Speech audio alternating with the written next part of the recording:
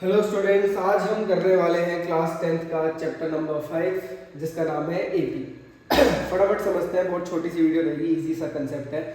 5.1 exercise का introduction समझेंगे हम, फिर 5.2 में जो कंसेप्ट लगेंगे उसका इंट्रोडक्शन अगली वीडियो में समझेंगे। इस तरह करके एक्सरसाइज चलेगी। इस इंट्रोडक्शन के बाद 5.1 की वीडियोस डाल दूंगा, फिर 5.2 का इंट्रोडक्शन दूंगा, फिर 5.2 की वीडियोस डाल दूंगा। तो एपी होता क्या है? एपी कुछ भी नहीं है, एक सीरीज ऑफ नंबर जिनका डिफरेंस सेम हो।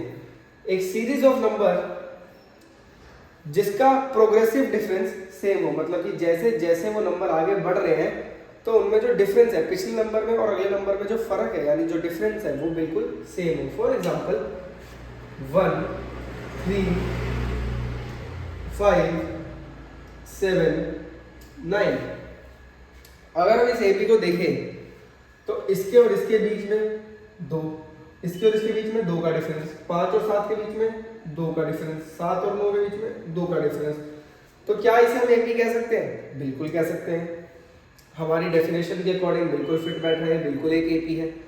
क्या एपी नेगेटिव हो सकते हैं? बिल्कुल हो सकते हैं। फॉर एग्जाम्पल -10 -8 -6 -4 -2, बिल्कुल इनके बीच में भी 2 का फर्क है। बिल्कुल एपी नेगेटिव ही हो सकते हैं। क्या ये नंबर एपी हो सकता है? सॉरी, क्या ये नंबर्स एपी हो सकते हैं? ये तो मैं सेम नंबर लिखता जा रहा हूं। क्या ये एपी हो सकते हैं? बिल्कुल हो सकते हैं। क्यों? क्योंकि इसके और इसके बीच का जो डिफरेंस है वो तो 0 है। इसके और इसके बीच का डिफरेंस 0 है, इसके बीच का डिफरेंस 0 है। देखा जाए तो अगले नंबर से पहले वाले नंबर में जो डिफरेंस है वो तो 0 है और सभी में 0 है, तो बिल्कुल ये भी एक एपी हो सकता है। एपी को लिखने का जनरल फॉर्मूला क्या होगा? सिंपल फॉर्मूला क्या होगा? जो पहली टर्म होती है हमारी उसे हम कह देते हैं ए। जो पहली टर्म होती है उसे हम कह देते हैं ए, और ये जो कॉमन डिफरेंस होता है, जो इनके बीच में फर्क है, उसे हम कह देते हैं डी। अगर मैं एक एपी लिखता हूं, थोड़ा अलग यूनिक एपी लेते हैं थोड़ा सा, जिसमें उल्टा चल रहा हो। फॉर एग्जांपल 10 7 4 1, ये एपी लेते हैं। इस एपी में क्या है? ए तो हमारा 10 हो गया, लेकिन डी जो कि कॉमन डिफरेंस होता है, इसके ब्रैकेट में लिख देता हूं डी, जिसे हम कॉमन डिफरेंस के नाम से भी जानते हैं। वो डी क्या होगा? इसमें डी निकालने का तरीका बड़ा सिंपल है। ये हमारा A1 है, ये हमारा A2 है, ये हमारा A3 है, ये हमारा A4 है। आपको समझ आ गया बच्चों? A1 A2 A3 A4 A5, ये लिखने का तरीका है, इस तरह से लिखा जाता है। जैसे ये वाली जो डिजिट है, ये एपी की हमारी तीसरी यूनिट है, यानी कि A3 है। तो कॉमन डिफरेंस निकालने का तरीका क्या होता है? कोई भी पिछली यूनिट में से उससे पिछली वाली यूनिट माइनस कर दो, यानी कि A4 में से A3 माइनस कर दो। तो A4 क्या है हमारा? 1 है, A3 क्या है हमारा? 4 है, माइनस कर दो, -3 आ गया। यानी कि कॉमन डिफरेंस हमारा इस केस में -3 है। क्या सभी केसेस में -3 आएगा? बिल्कुल आएगा। आप कोई और तरीका उठा के देख लो।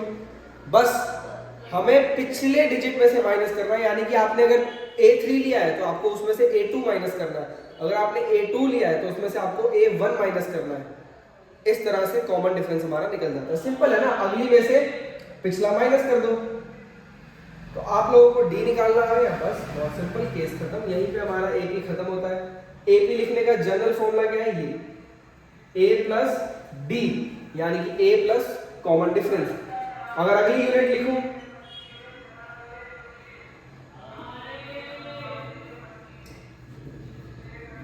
अगर मैं एक एपी की A1 डिजिट निकालना चाहूं तो वो तो A1 ही होती है। अगर मैं एक एपी की A2 डिजिट निकालना चाहूं तो उसका फॉर्मूला क्या होगा? A1 plus D. अगर मैं एक एपी की तीसरी डिजिट निकालना चाहूं तो उसका फॉर्मूला क्या होगा? A1 plus 2D। समझ गए? अगर तीसरी डिजिट निकालनी है तो A1 में 2D प्लस कर दो, और अगर A4 निकालनी है तो A1 में 3D प्लस कर दो। समझ आया? बड़ा आसान सा था। अगर A5 निकालनी है तो A1 में 4D प्लस कर दो, मतलब सिंपल है। A1 में आप उतना प्लस कर दो, जो वो नंबर है हमारे 5 को निकालनी है, तो A1 में आप 4 बार D प्लस कर दो, क्योंकि 4 बार कॉमन डिफरेंस प्लस हुआ होगा। बड़ा आसान सा कंसेप्ट है एपी का, बहुत इजी है, बहुत इजी चैप्टर है। बस आपको फॉर्मूलाज पता होने चाहिए कि क्या होते हैं क्या नहीं होते हैं, उसके बाद आप बहुत इजीली कर सकते हो इसे। कॉमन डिफरेंस निकालना आना चाहिए, यानी कि बड़ी वाली डिजिट में से एक पुरानी डिजिट माइनस कर दो, A4 में से A3 माइनस कर दो, चाहे A3 में से A2 माइनस कर दो, चाहे A2 में से A1 माइनस कर दो। अगर आप A2 यानी कि A2 में से A1 यानी कि 7 में से 10 माइनस करोगे तब भी आपका -3 आ रहा है, यानी कि कॉमन डिफरेंस इस केस में क्या है, -3, यानी कि D क्या है, -3। अगर आपको D पता है और अगर आपको A पता है तो आप एक पूरा AP बना सकते हैं।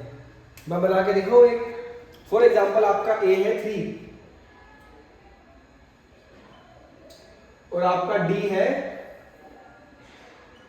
4, तो आप AP कैसे बनाओगे? बहुत आसान है। A1 3 है तो 3 से हमारा AP शुरू हो जाएगा। अगली डिजिट क्या होगी?